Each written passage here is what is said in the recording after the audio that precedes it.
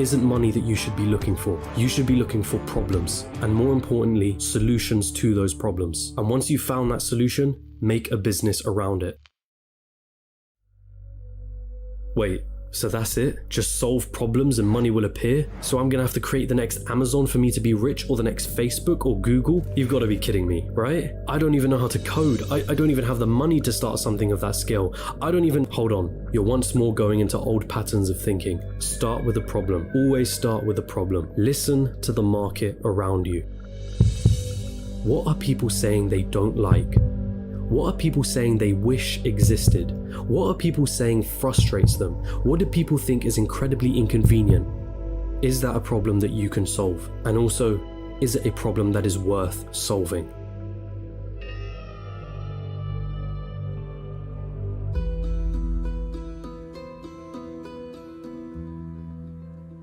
The final step of this equation to wealth is finding a scalable solution to the problem. Your solution needs to affect a magnitude of people.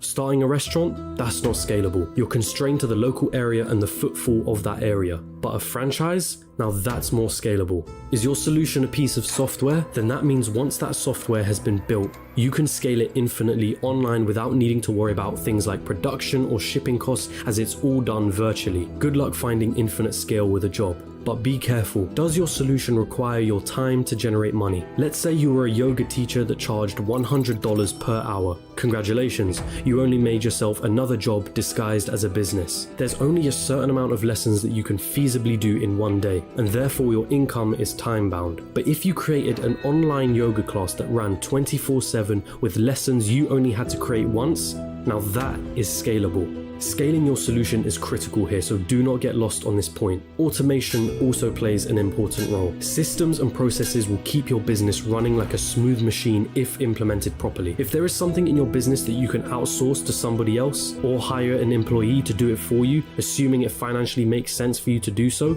then do it. Tasking yourself with everything is a bad thing. As much as you may think you're the best, there's someone out there that can do a better job than you. Once you've found a solution, it's your job to make sure that solution can be accessed by everyone in your market. It's now that you have your profitable business running with the right systems and processes in place, it's time to move on and reap what you sowed.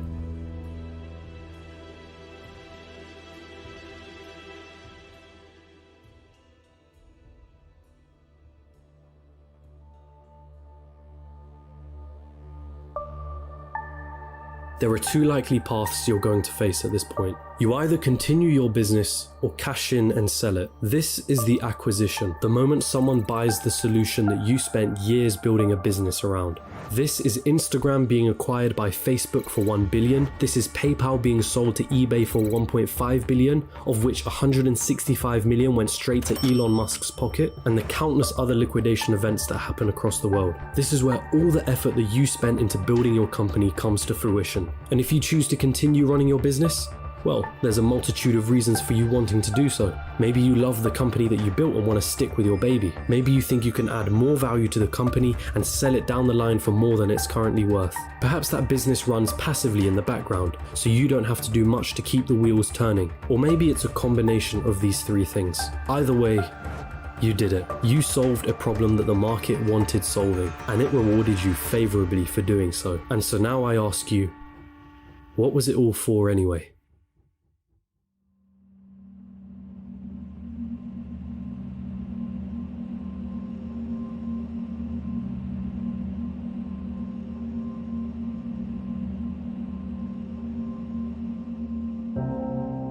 For most of you, it was never about the money.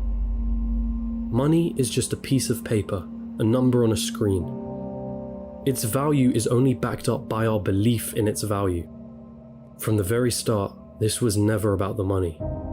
Paying off the mortgage, buying your dream car, traveling around the world, never having to worry about your financial situation, it's the freedom that you were looking for. Your destination wasn't anything monetary related. It was a feeling, a sensation, the ability to do what you want whenever you wanted without ever having to cast a thought towards, can I afford this? Have I used up all my holidays for the year? How am I going to pay the rent? Will I be able to live off my pension? What dreams will I have to sacrifice because I can't afford to pursue them? The most important lesson from this this video was never about the nature of money. It was about the one valuable resource that we all have, the one resource we will never be able to reclaim: time.